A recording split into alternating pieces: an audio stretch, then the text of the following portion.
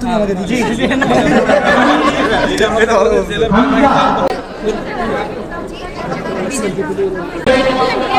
সমন্বয়ক হাসনাত আবদুল্লাহর এই ভিডিওটি নেট দুনিয়ায় এখন তুমুল ভাইরাল। অনেকে এই ভিডিওটির একটি অংশ কাট করে নেট দুনিয়া অনেক ট্রল করতেছে। তো আমি সেই পুরো ভিডিওটা দেখাবো আপনাদেরকে। এটাই হলো সেই পুরো ভিডিওটা, যারা দেখেন নাই তাহলে দেখে নেন পুরো ভিডিওটা কী ছিল এবং কোন অংশটা তারা কাট করেছে সেটাও দেখাবো। আর এই ভিডিওটা কোথায় ছিল এবং কবে ছিল বিস্তারিত আমি জানাবো, যেহেতু আমি এখানে উপস্থিত ছিলাম। তো এই পুরো ভিডিওটার এই একটা অংশ তারা কাট করে অনেকে ট্রল করতেছে।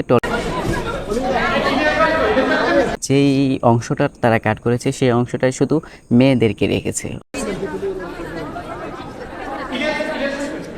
এইটা কোন ভিডিওর অংশ ছিল এবং পুরো ভিডিওটা যারা দেখেন নাই আমি সেই পুরো ভিডিওটাই দেখাবো।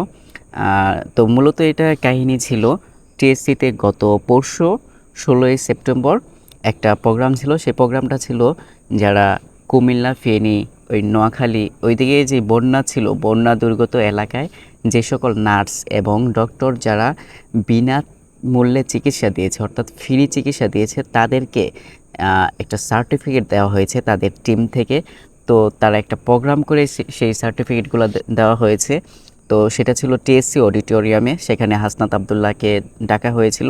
তো সেখানে উনি উপস্থিত ছিলেন। তো শেষ মুহূর্তে ওনার সাথে সবাই ছবি তোলার জন্য, গ্রুপ ছবি তোলার জন্য একসাথে হয়।